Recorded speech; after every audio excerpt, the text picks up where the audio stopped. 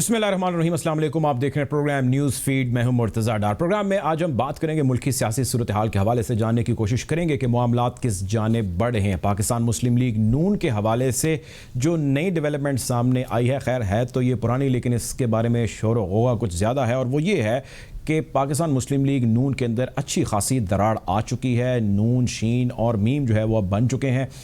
वज़ीर दाखिला ने भी इस हवाले से आज बयानात दिए। उसके बाद राना सनाउल्लाह समेत मरीम नवाज़ साहिबा ने इसके हवाले से बहुत सारी क्लैरिटीज़ हैं जो आज भी की, लेकिन ये चीज़ ज़ोर पकड़ती जा रही है, ये बहस ज़ोर पकड़ती जा रही है। मियाँ मोहम्मद नवाज़ शरीफ का बयानिया कुछ और है, मियाँ मोहम्मद नवाज़ शरीफ का बयानिया कुछ और है। ये वो चीज़ है जो इस वक्त आर्टिकल, कॉलम, ओपिनियन हर जगह मौज़ूए बहस है। आज हम भी ये जानने की कोशिश करेंगे कि क्या वाकई ऐसा कुछ है या ये सिर्फ बातें हैं, और अगर बातें हैं तो इन बातों को इस वक्त करने की क्या ख़ास ज़रूरत पेश आई।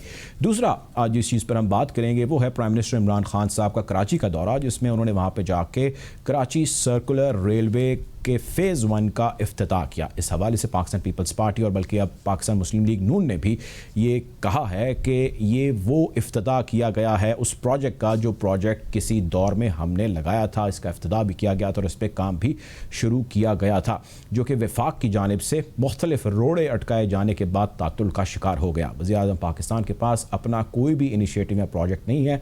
जो माजी में वो इनिशिएटिव से शुरू कर चुके हैं, जो ले चुके हैं, उन्हीं के ऊपर तख्तियाँ लगा के उनके नाम बदल के लोगों की आंखों में धूल झोंक रहे हैं। इस हवाले से गुफ्तगू का बाकायदा आगाज़ करते हैं। प्रोग्राम में हमारे साथ मौजूद हैं सेनेटर गौस मोहद्दी साहब, पाकिस्तान मुस्लिम लीग नून के सीनियर रहनुमा हैं। सलमान आबिद साहब सीनियर जर्नलिस्ट हैं, एनालिस्ट हैं, वो भी हमारे प्रोग्राम का हिस्सा होंगे। और इसके साथ साथ आलिया हमजा साहिबा, पाकिस्तान तहरीक इंसाफ की रहनुमा, हमारे प्रोग्राम में हमें ज्वाइन करेंगी।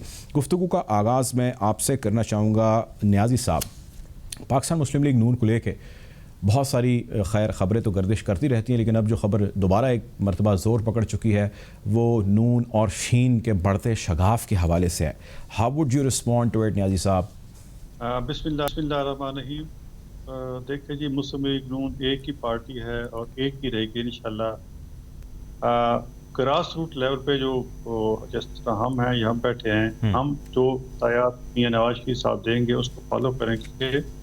और पार्टी में इख्तिलाफ राय है, लीडर जो हमारे सीनियर लीडर हैं उनमें आपस में इख्तिलाफात हो सकते हैं, लेकिन आखिर में जिस तरह एक डिस्कशन होती है, बहस होती है, वो मीडिया भी आ जाती है कि ऐसे करना चाहिए, ऐसे करना चाहिए, पार्टी को कैसे स्ट्रीमलाइन करना चाहिए, पार्टी को कैसे जो वैक्यूम इफेक्ट बना हो उसको कैसे पार्टी फिलअप करे। इस पे सोच पे डिफरेंट है, हर लीडर की एक अलहदा जो है वो अपनी सोच है, लेकिन जो फैसला होगा, जो फाइनल फैसला होगा, वो भी नवाज शरीफ साहब का होगा। आप तो देख रहे कि मैं एक ग्रास रूट पे एक डिस्ट्रिक्ट का प्रेसिडेंट हूँ। मेरी नामजदगी भी मियां नवाज शरीफ साहब की अप्रूवल से हुई है, और शहबाज शरीफ साहब जो कि पाकिस्तान के सदर है, उनकी नामजदगी भी मियां नवाज शरीफ साहब ने दी है और उनकी अप्रूवल से हुई। तो इस पे कहना कि जी कोई पार्टी में कोई शिकाफ पड़ गया, मैं इससे इत्तेफाक नहीं करता, ना ही शिकाफ है। पार्टी का नजरिया वही है, और जो गाइडलाइन मियां नवाज शरीफ साहब देंगे आखिर में वो इसी को सारी पार्टी फॉलो करेगी। कम से कम जितने हम जैसे जो छोटे वर्कर हैं, जो ग्रास रूट लेवल पे हैं, वो सारे मियां नवाज शरीफ साहब को फॉलो करेंगे। ठीक है, आप मेरे साथ लाइन पे रहिएगा। मैं इसी पॉइंट पे दोबारा आता हूँ। मैं सलमान आबिद साहब से भी ओपिनियन लेना चाह रहा हूँ। सलमान साहब, आपने सुना जिस तरह नियाज़ी साहब फरमा रहे हैं, और इब्तदाई में मैंने जिक्र किया कि इसका जिक्र जो है वो तकरीबन आज खैर बहुत ज़्यादा हो गया, लेकिन मैं ये जानना चाहता हूँ कि आपकी इस हवाले से क्या राय है। और ये भी मैं जानना चाहता हूँ कि ये जो तासुर है कि मियाँ मोहम्मद शहबाज शरीफ एक अच्छे वर्कर या अच्छे एक एडमिनिस्ट्रेटर हो सकते हैं, but he can not be a good leader as good as Nawaz Sharif is. Do you agree with this sir? देखिए, इसमें तो कोई शक नहीं है कि वोट बैंक जो है वो नवाज शरीफ साहब के पास है, और वही मुस्लिम लीग के सरबराह है, पूरी ताकतवर है, और उन्होंने अपना पलड़ा जो है वो मरियम नवाज के ऊपर डाला हुआ है। इसमें तो कोई दो आर नहीं है। लेकिन अब इस हकीकत को भी तस्लीम करना पड़ेगा कि जो कुछ मरियम नवाज या नवाज शरीफ कह रहे हैं, उसको शहबाज शरीफ, ख्वाजा आसिफ, राना तनवीर और बहुत ख्वाजा साद रफीक और बहुत से लोग तस्लीम करने के लिए तैयार नहीं। और सब कहते हैं कि नवाज शरीफ का और मरियम नवाज का जो रास्ता है वो टकराव का रास्ता है, और हम मफामत के साथ आगे बढ़ना, यानी स्प्लिट और दरार तो है, आप ये कह रहे हैं जी। इसी तरीके से जो ख्वाजा आसिफ ने कहा है कि पार्टी के अंदर वर्कर की सतह पे इख्तिलाफ नहीं है, असल इख्तलाफ बड़े लोगों के ऊपर है, वो है स्ट्रैटेजी का कि किस तरीके से 2023 के इंतखाब में जाना है, लड़ाई करके जाना है या वफामत के साथ जाना है। इसके ऊपर अभी दो नैरेटिव बने हुए हैं। कोई इसको तस्लीम करे, गौस न्याजी साहब तब्दील करना चाहते हैं करें, इनकी मर्जी है, लेकिन ये एक हकीकत है कि दो नैरेटिव के दरमियान इस वक्त मुस्लिम लीग नून जो है वो फंसी हुई है। ये बात ठीक है कि हतमी फैसला नवाज शरीफ ने करना है, लेकिन जो नवाज शरीफ चाहते हैं वो शहबाज शरीफ नहीं चाहेंगे। मैं आपको बता दूं, आप कोशिश करके देख लें, क्या शहबाज शरीफ टकराव की सियासत करेंगे? तो शहबाज शरीफ टकराव की सियासत क्यों नहीं करते सलमान साहब? चलें ये बता देना। सर इसलिए नहीं करेंगे कि सारी जिंदगी उन्होंने एक एस्टेब्लिशमेंट के साथ, एक मुफाहमत के साथ काम किया। वो तो कहते हैं, वो तो आपके सामने उन्होंने सोहेल वलायत को इंटरव्यू दिया था, उसमें उन्होंने कहा कि सारे मामलात एस्टेब्लिशमेंट से तय हो गए थे मेरे, लेकिन ये बीच में नवाज शरीफ का और मरियम का नैरेटिव जो है वो हमें लेके बैठ गया और हम बाहर बैठे हुए हैं। तो अभी भी शहबाज शरीफ की पुरानी अप्रोच है, ये तो नई अप्रोच नहीं है। वो हमेशा से नवाज शरीफ के मुकाबले में एस्टेब्लिशमेंट के साथ मुफाहमत की सियासत चाहते हैं। यही बात हमजा शहबाज भी चाहते हैं, यही बात अब ख्वाजा आसिफ भी चाहते हैं, यही बात राना तनवीर भी कह रहे हैं, यही बात ख्वाजा साद रफीक भी कह रहे हैं। तो अब मुस्लिम लीग नून को ये तय करना है 2023 के इंतखाबात में जाने से पहले कि किसका नैरेटिव चलेगा। नवाज शरीफ का नैरेटिव चलेगा, मरियम का नैरेटिव चलेगा, या शहबाज शरीफ का या बाकी लोगों का नैरेटिव चलेगा? न्याजी साहब जिस तरह सलमान साहब फरमा रहे हैं, किसका नैरेटिव चलेगा, ये तो चीज़ें अब ज़रा खुल के मीडिया पे डिस्कस हो रही हैं और ज़बान से ध्यान है। सोशल मीडिया का दौर है, हर बंदा इसके ऊपर कमेंट कर रहा है, स्टेटस कर रहा है, और वो बहस ये कर रहा है कि जी नवाज शरीफ के बयानी के साथ जाना चाहिए या शहबाज शरीफ के बयानी के साथ जाना चाहिए, असल नून लीग शहबाज शरीफ वाली है या नवाज शरीफ वाली है, क्या है और किस बयानी से नून लीग 2023 के इलेक्शन को प्लान कर रही है? सर देखें जी, मुस्लिम लीग नून एक ही है और जिसके लीडर मियां नवाज शरीफ हैं और उन्हीं की पॉलिसी चलेगी। चाहे शहबाज शरीफ साहब हों, चाहे हमजा साहब हों, सारे उन्हीं को फॉलो करेंगे। तो सबको पता है। अब देखें ना, हमारी मुल्क की हिस्ट्री में देख लें, मैं कहता हूँ राहिल शरीफ साहब के एक्सटेंशन के मामले में चौधरी निसार और शहबाज साहब जो थे वो एक्सटेंशन के हक में थे, लेकिन आखिर में मियाँ साहब ने, ज़ाहिर है मियाँ साहब एक वज़ीर सियासतदान हैं, 9 साल 10 साल वज़ीर आज़म रहे हैं। एक आलमी पाकिस्तान में सबसे ज़्यादा रहने वाले वज़ीर आज़म हैं। उनकी इंटरनेशनल पॉलिसी पे नज़र है, इंटरनेशनल एस्टेब्लिशमेंट से पे नज़र है। वो क्या चाहती है, हम क्या चाहते हैं, मुल्क का फ़ायदा किस में है, तो वो वही फैसला करते हैं तो इसमें मुल्क के हमारा मफाद हो। तो इससे पहले भी यही था। तो उन्होंने जब नवाज शरीफ साहब ने ये कहा कि जी एक्सटेंशन जो है वो हम नहीं देंगे, तो फिर उसमें कोई इख्तलाफ नहीं है, पार्टी उनके पीछे खड़ी होगी। हाँ, डिस्कशन में ये चीज़ सारी चीज़ें आ जाती हैं। अब देखो ना, एस्टेब्लिशमेंट के साथ कैसे चलना है। अब इस पे भी एक इख्तलाफ हो रहा है। हो सकता है कि जी आप जैसे बिलावल कह रहे हैं कि ये और चेक करते हैं अदम एतमाद और उसको निकालते, बाहर निकालते, बुज़दार को निकालते और इमरान को निकालते, इस पर भी इख्तलाफ है रहा है। लेकिन जो आखिरी फैसला मियां नवाज शरीफ साहब देंगे, पार्टी सारी उसको फॉलो करेगी। देखें न्याजी साहब, देखें मेरी बात सुने, ये तो आप कह रहे हैं, मैं आपकी बात से सहमत हूँ, शायद सलमान साहब को कन्विंस करता हूँ कि वो भी आपकी बात से सहमत हो जाएं, लेकिन इस चीज़ की ग्राउंड के ऊपर कोई एक्सेप्टेंस अब रही नहीं है। लोग इस चीज़ पे बिल्कुल क्लियर कट हैं। वो कहते हैं कि जी ये 2 धड़े बन चुके हैं और अब सेटल करना है मामला 2023 के अंदर कि भाई अब किस धड़े ने आगे जाना है और किस पॉलिसी ने आगे जाना है। मैं आपकी बात से एग्री कर लेता हूँ कि शहबाज शरीफ की चलती है, मेरी इस पर अपनी भी एक ओपिनियन है, लेकिन नवाज शरीफ के बरक्स शहबाज शरीफ और उनके बेटे हमजा शहबाज, इनकी एग्जिस्टेंस, इनकी प्रेजेंस और इनकी इस्टेब्लिशमेंट के आगे पोजीशन बड़ी मुस्तहकम है और यकीनी तौर पे वो उस तरह क्राउड पुलर नहीं है जिस तरह नवाज शरीफ साहब हैं, बट ये स्कूल ऑफ थॉट काफ़ी परवान चढ़ रहा है कि इसको आगे आना चाहिए, ना कि मरियम और नवाज शरीफ वाले आना चाहिए। देखिए जी, सबका हिस्ट्री देखें ना, अब 23 के इलेक्शन में अगर शहबाज शरीफ जिस तरह चाहते थे और जिस तरह एस्टेब्लिशमेंट चाहती थी, तो अगर उस पर मत होता तो शायद शहबाज शरीफ साहब इस मुल्क के वज़ीर आज़म होते। लेकिन चूंकि उस पॉलिसी को मियां साहब ने एक्सेप्ट नहीं किया, तो ज़ाहिर शहबाज शरीफ उनको फॉलो किया, उन्होंने बगावत नहीं की। और ये लेकिन सर उससे पार्टी को तो डैमेज होता है, वर्कर बहुत ज़्यादा इधर उधर अपसेट होता है कि भाई हमने इसको फॉलो करना है, उसको फॉलो करना है। बहुत सारे आप जानते हैं, आप ग्रास रूट लेवल के पॉलिटिशियन, आपको तो पता है कि किस तरह लोग परेशान होते हैं चीज़ों से।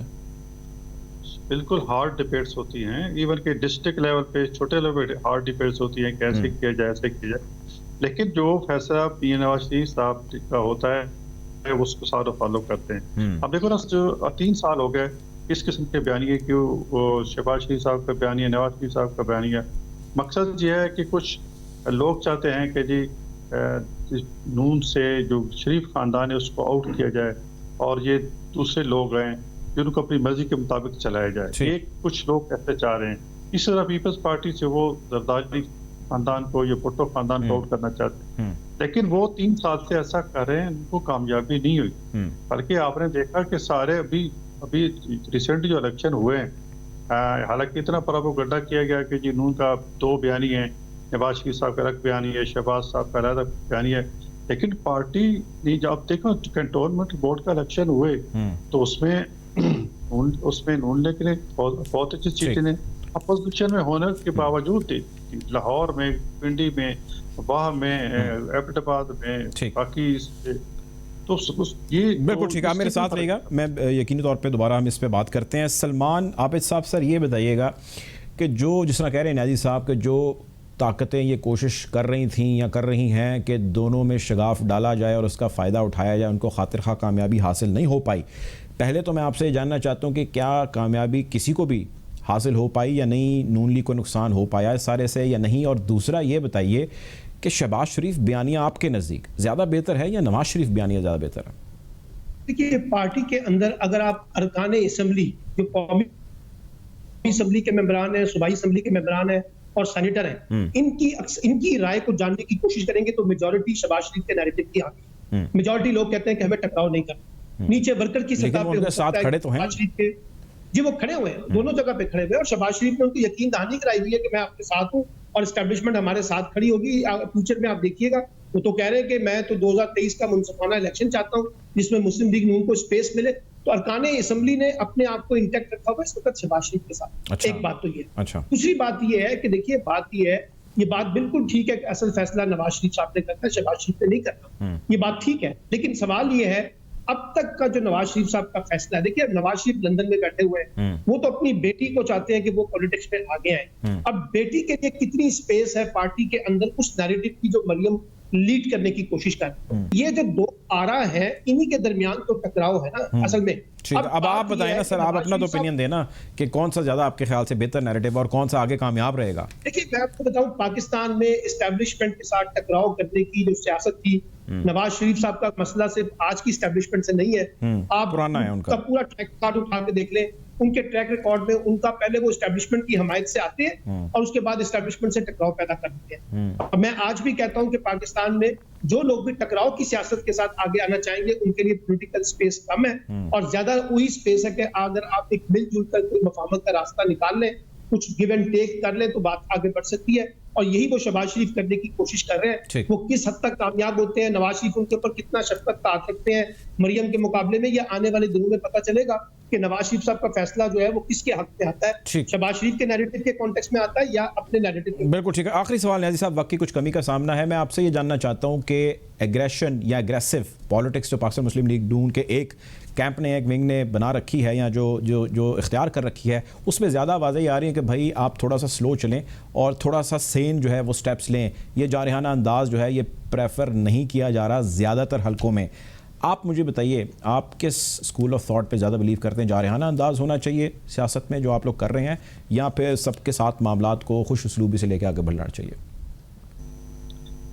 नहीं, मेरे ख्याल में पहले तो एक एक्सटेंशन की बात की, मैं उसको थोड़ा सा ये ब्रीफ करता हूँ कि एक्सटेंशन तो बाजा साहब को दे चुकी थी, उसको एक कानूनी हैसियत देने के लिए हमने तामा जरूर किया और उस पर नवाज शरीफ साहब एग्री थे कि जो चीज़ वो कानूनी तरीके से हो, ये ना हो कि मतलब इस आर्मी चीफ एक्सटेंशन की जाए और उसको किसी वक्त उसकी एक्सटेंशन को ख़त्म कर दिया जाए, ऐसी चीज़ ना हो। क्योंकि मुल्क का सिपा सलार है, अगर वो एक्सटेंशन ले रहा है या हुकूमत उसको एक्सटेंशन दे रही है तो फिर उसको वो श्योर हो कि मैंने 3 साल रहना है।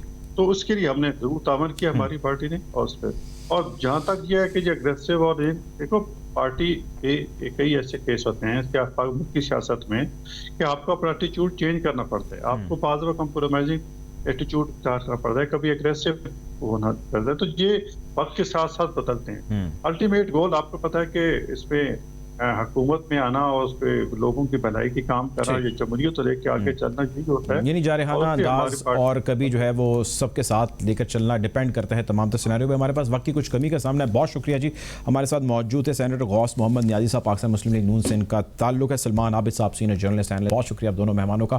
प्रोग्राम में वक्त हो जाता है एक ब्रेक का, ब्रेक के जाने पड़ेंगे।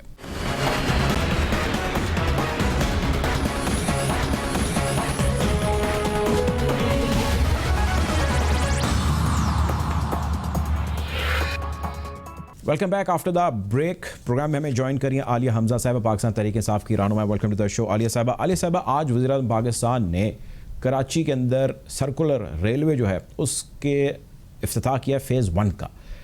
पाकिस्तान पीपल्स पार्टी, बल्कि अब तो पाकिस्तान मुस्लिम लीग नून भी ये कह रही है कि एक तो बात ये कि इसका इफ्तिताह ऑलरेडी नून पीपल्स पार्टी पहले कर चुकी है, और दूसरा ये कि प्राइम मिनिस्टर के पास नया कोई भी इनिशिएटिव नहीं है, और तीसरा ये कि जो ऑलरेडी इनिशिएटिव्स थे उन पे तख्तियाँ या नाम बदल के वज़ीर-ए-आज़म साहब अपना मोहर लगा कर जो इफ्तिताह कर देते हैं।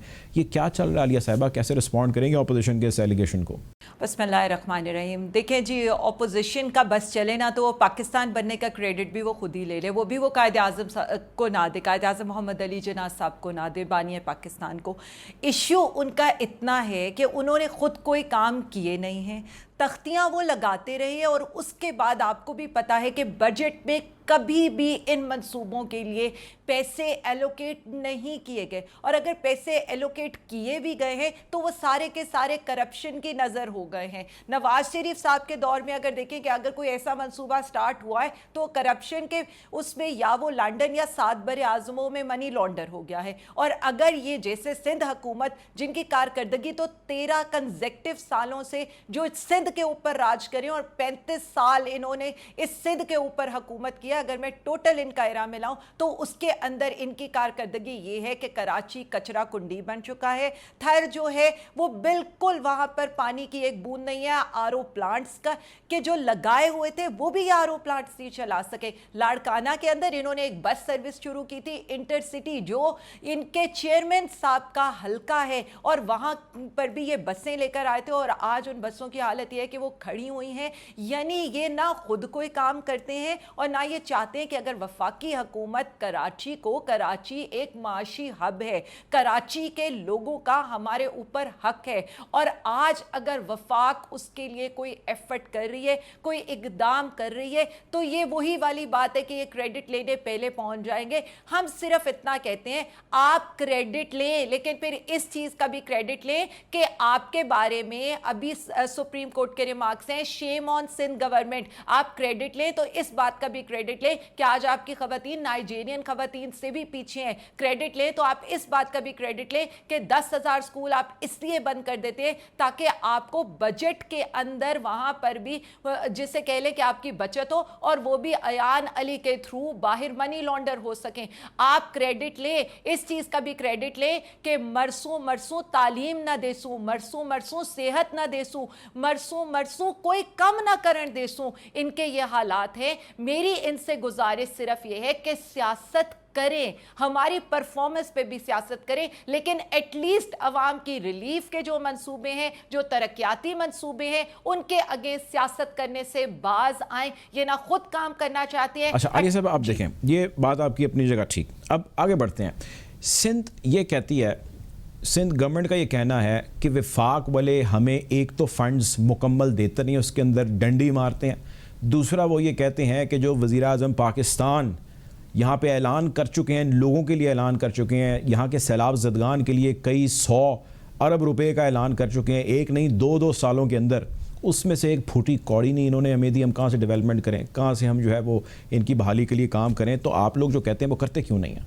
डॉक्टर साहब, मैं आपको आज बताऊं कि इलेक्ट्रिक के बिल आपके वफाक दे रहे, कुत्ता काटने की वैक्सीन आपके वफाक दे रहे, यहाँ पर आपके जो कोरोना के लिए वैक्सीन लग रही है वो भी वफाक दे रहे। ये तो उसमें भी डंडी मार जाते हैं। वहाँ पर जो कराची में गलियाँ नाले सब कुछ सारे तरक्याती काम वफाक करे। हैदराबाद में आज यूनिवर्सिटी बन रही है, वफाक बना रहे। बदीन में यूनिवर्सिटी बन रही है, थर में यूनिवर्सिटी बन रही है। हम अंदरूने जो सिंध है, जो हमारा जो ये जिसको ये बिल्कुल इन्होंने लेफ्ट कर करके रखा हुआ था, आज हम वहां तक तरक्याती काम कर रहे हैं। हैदराबाद तक हमारी मोटरवे स्टार्ट हो रही है, सक्खर पे की जगह वहां पर हम लोग जो है डेवलपमेंट के काम कर रहे हैं। बदीन के अंदर आज एक आप ये देख लें कि वहां पर भी आपका स्पोर्ट कॉम्प्लेक्स बन रहे हैं।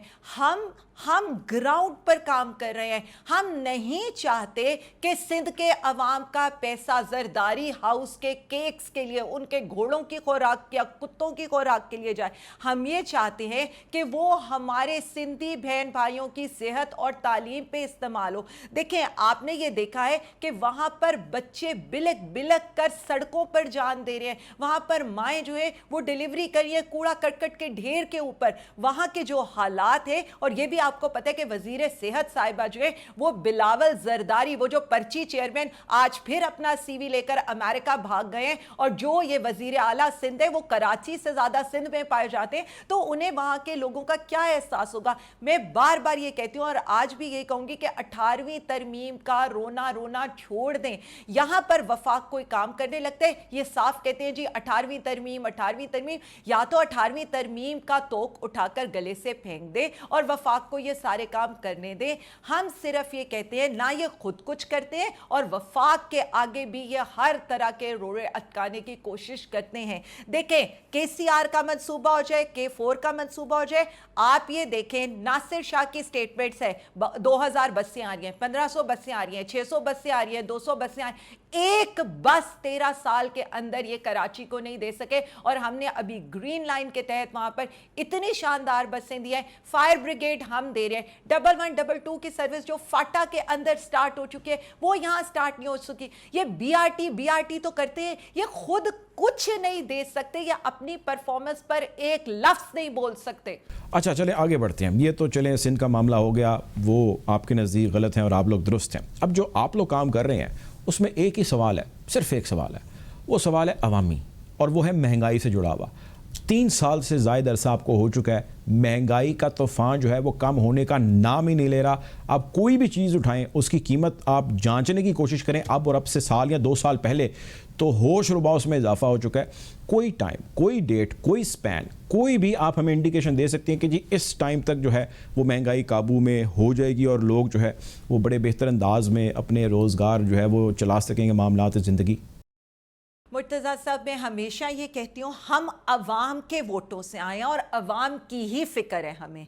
एहसास प्रोग्राम में जिस तरह से कोविड के अंदर हमने अक्रॉस द पार्टी वो लोग जिनको वहाँ पर भूख और अफलास से बच रहे थे, प्राइम मिनिस्टर इमरान खान साहब की कोशिशों से, जिस तरह से और अल्लाह ताला की ज़ात की मेहरबानी की वजह से हम कोविड के क्राइसिस से निकले, हम लोकस्ट के क्राइसिस से निकले।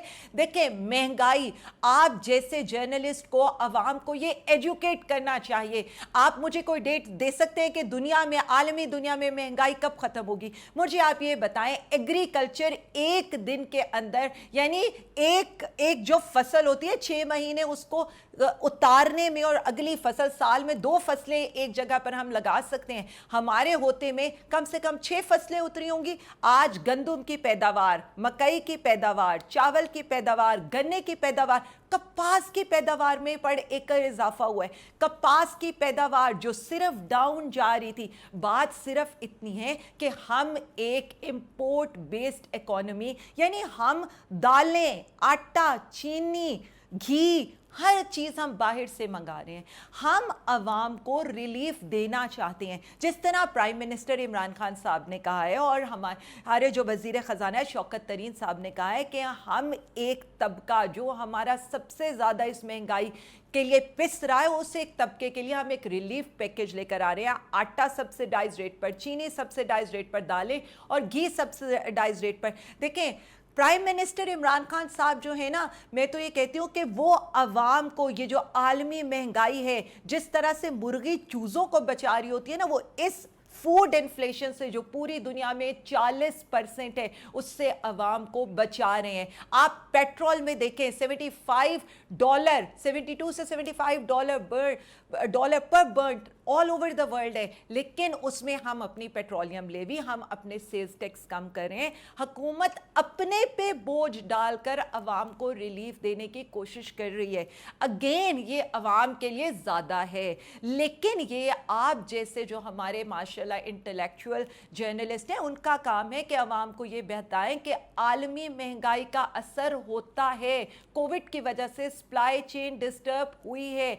आज यूके के अंदर जो पेट्रोल क्राइसिस है, प्राइसेस देख लें, वहां पर जो लाइंस लगी हुई हैं। आज यूएसए के अंदर, कनाडा के अंदर जो महंगाई का तूफान है, अल्टीमेटली इनका इफेक्ट हमारे जैसे गरीब मुल्कों पर आता है, जब तक कि हम अपनी जो खुराक है उसके अंदर सेल्फ सफिशिएंट ना हो जाए। जितनी हमारी नीड है उसके लिहाज से हम गंदम, मकई, मूंग, चावल ना उगाना शुरू कर दें। और हमारा जो जिस चीज़ के ऊपर प्राइम मिनिस्टर इमरान खान साहब का फोकस है वो है ही एग्रीकल्चर या इंडस्ट्रीज, ताकि अवाम को रिलीफ दिया जाए।